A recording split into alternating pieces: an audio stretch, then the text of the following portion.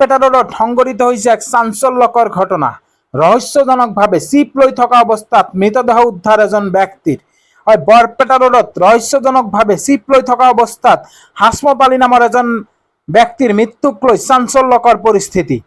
বৰপেটা ৰোডৰ হাতবনিটোপত বালাভিটা শিল বালি কেচাৰৰ সত্ত্বাধিকাৰী হাসমত আলী নামৰ এজন 40 বছৰীয়া ব্যক্তিৰ ৰহস্যজনকভাৱে মৃত্যুক লৈ চাঞ্চল্যকৰ পৰিস্থিতি। আৰু পৰিয়ালৰ লোকৰ সন্দেহ এয়া আত্মহত্যা নহয়, এয়া পৰিকল্পিত হত্যাকাণ্ড। পত্নী মল্লিকা খাতুন আৰু জীয়ৰী পিংকিয়ে সংবাদ মাধ্যমৰ আগত কৰিলে বিস্ফোৰক মন্তব্য। হাসমত আলীক পৰিকল্পিতভাৱে জনক হাফেজ, বাৰেক, বাতেন, ৰফিক আৰু সিকদাৰ নামৰ ব্যক্তিয়ে হত্যা কৰাৰ অভিযোগ উত্থাপন কৰিছে হাসমত আলীৰ পত্নী আৰু জীয়ৰীয়ে। হাসমত আলীৰ সৈতে এইকেইজন ব্যক্তি উক্ত শিলবালিৰ কেঁচাৰ মিলৰ সৈতে শ্বেয়াৰত আছিল বুলিও জানিব পৰা গৈছে। এই ব্যক্তিকেইজনে কিছুদিন ধৰি হাসমত আলীক ব্লেকমেইলিং কৰাৰ অভিযোগো কৰে মৃত হাসমত আলীৰ জীয়ৰী পিংকিয়ে। আনহাতে জীয়ৰীয়ে জনোৱা অনুসৰি পিতৃৰ মৃত্যুৰ খবৰ পোৱাৰ পাছতো পিতৃৰ সৈতে থকা শিলবালি কেঁচাৰৰ অংশীদাৰত জনৈক হাফেজ, বাৰেক, বাতেন, ৰফিক আৰু সিকদাৰ নামৰ ব্যক্তি কেইগৰাকীয়ে খবৰ ল'বলৈ নহাৰ অভিযোগ। ইতিমধ্যে ঘটনাস্থলীত বৰপেটা ৰোড আৰক্ষীৰ থানাৰ পৰা এটা বৃহৎ আৰক্ষীৰ দল উপস্থিত হৈ পৰিস্থিতিৰ বুজ লোৱাৰ উপৰিও মৃতদেহটো উদ্ধাৰ কৰি মৰণোত্তৰ পৰীক্ষাৰ বাবে বৰপেটা মেডিকেল কলেজলৈ প্ৰেৰণ কৰে আৰু তদন্ত অব্যাহত ৰাখিছে। পৰৱৰ্তী সময়ত প্ৰশাসনৰ তদন্ততহে সমগ্ৰ ঘটনালৈ পোহৰলৈ আহিব। এয়া প্ৰকৃততে হত্যা নে আত্মহত্যা এয়া এতিয়ালৈকে জানিব পৰা হোৱা নাই, যদিও পৰিয়ালৰ লোকৰ অভিযোগ এয়া পৰিকল্পিত হত্যাকাণ্ড। হয়, পৰৱৰ্তী সময়ত প্ৰশাসনৰ তদন্ততহে সমগ্ৰ ঘটনা পোহৰলৈ আহিব। আমি তাৰে কিছু দৃশ্যাংশ আৰু পৰিয়ালৰ লোকৰ মন্তব্য আপোনালোকক শুনাবলৈ যত্ন কৰিম।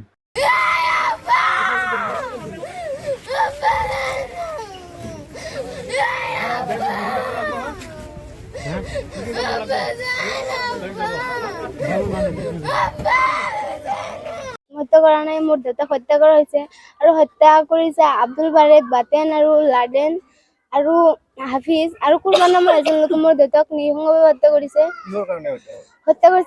আমাৰ কেঁচাৰ যে আছে, কেঁচাৰত আহনে শ্বেয়াৰ আছিল, মাজত 3-4 দিন আগতে কটা কাটি হৈছিল আৰু তেতিয়া 3 দিন মান আগতে মোৰ দেউতাক ৰুমত লৈ জোৰ জবস্তি কৰি আমাৰ যিমান মাটি সম্পত্তি আছে, কেঁচাৰ আছে, আহনৰ নামত লিখি লৈছে। যদি দেউতাই চাইন নকৰিলে হয়, দেউতাক তেতিয়া মাৰি পেলালে হয়। মোৰ দেউতাই মৰাৰ আগতে মোক চব কৈ গৈছে। কালি ৰাতিয়ে দেউতাই মোক কৈছে মোক যেতিয়া তেতিয়া আহনে মাৰি পেলাব, মোক বহুত ব্লেকমেইল কৰিছে, কৰবাত অকলে পালে তাৰ পৰাই তাহনে মাৰি পেলাব, এনেকে মোক ৰাতিও কৈ গৈছে দেউতাই। আৰু দেউতা মোক আগতে 3-4 দিন আগতেই কৈছে আপুনি বহুত ব্লেকমেইল কৰি আছে, বাৰে 2-3 দিন আগৰ পৰাই যেতিয়া তেতিয়া য'ত ত'ত অকলে পালে তাতে মাৰি পেলাব। তেতিয়াৰ পৰা মই দেউতাক ক'তো অকলে যাব নিদিওঁ, মই লগতে ৰাখোঁ। কালি ৰাতি দেউতাই কেঁচাত থাকিব গৈছিল, তেতিয়া মই অকলে কিয় যাই আছা, সৰু ভাইটিক লৈ যাওঁ। তেতিয়া দেউতাই কৈছে সৰু ভাইটিক লৈ গ'লে আহনে যেতিয়া কিডনেপ কৰিব সৰু ভাইটিক, সেইকাৰণে সৰু ভাইটিক লৈ যোৱা নাছিল। মোৰ দেউতা অকলে গৈছিল আৰু অকলে যোৱাৰ পিছত ৰাতি 8টা বজাত মোক সেইবিলাক যে আহনে বোলো দেউতাক বহুত মাৰছে, দেউতাই মোক সেইবিলাক মেছেজ কৰি কৈ গৈছে।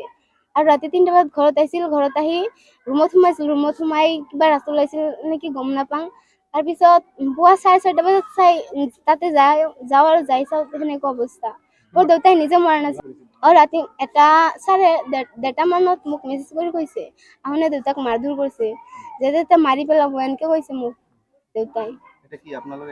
মোৰ দেউতাই আত্মহত্যা কৰা নাই, মোৰ দেউতাক মাৰি পেলাইছে। আৰু ইয়াৰ পৰা সুবিচাৰ খুজিছো সকলোৰে ওচৰত, আৰু মোৰ দেউতাই যদি সুবিচাৰ পায় আপোনালোকৰ কৈছো মোৰ দেউতাৰ ন্যায় খুজো। ঘটনা পুৱাই মানে শুনা পাইছোঁ, মানুহ দৌৰি যাই আছে, গম পালোঁ। যাই দিওঁ তাতে এই মোৰ দাদা হাসমত লটকি আছে, পাছত দৌৰা-দৌৰি কৰি আহিলোঁ, চাইছোঁ গোটেই মানুহটো লটকি আছে, চাই আছে। তাৰপাছত আৰক্ষীক খবৰ দিলে, আৰক্ষী আহিল লৈ গেল।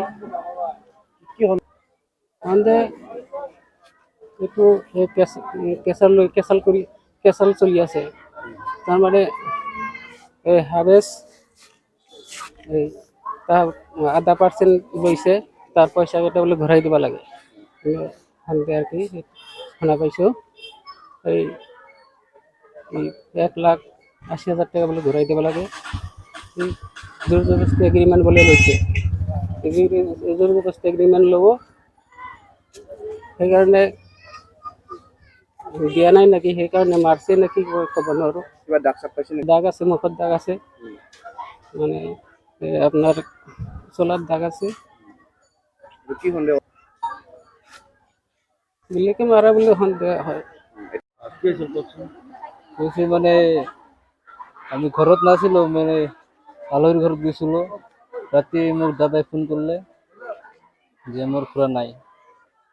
পিছত মই আহি চালোঁ যে তাতে লটকি আছে, মানে ফাঁচি লৈ আছে। তোৰ নাম কি আছিল? হা তোৰ নাম কি আছিল? জানো? তোৰ নাম সেইটো হাসমতালি। এনে কি কৰে? মানে পুখুৰী আছে, তাৰপিছতে কেঁচাৰৰ মালিক। কেঁচাৰৰ মালিক। অঁ, কেঁচাৰ অকলে আৰু বেলেগ মানুহ আছে, কিমানজন আছে এনে? মোটামুটি আপোনাৰ 17-18 জন মান আছে। এইটো কি সন্দেহ হয় আপোনাৰ? সন্দেহ মানে এইটো যিহেতু আপনার দাগ চাগ পাওয়া গেছে, মানে একটু সন্দেহ হয় আর কি কি পোৱা গৈছে? সন্দেহ মানে এতে কাটা আছে, দাগ আছে। দাগ আছে, শরীর আপনার লেত্রা বেত্রা হয়ে আছে। এইটো হত্যা কৰাৰ সন্দেহ। সেনেকে সন্দেহ হৈ আছে মোৰ। এতিয়া কি কৰিছে? আৰক্ষী আহিছে? আৰক্ষী আহিছে, আহি লৈ গেল।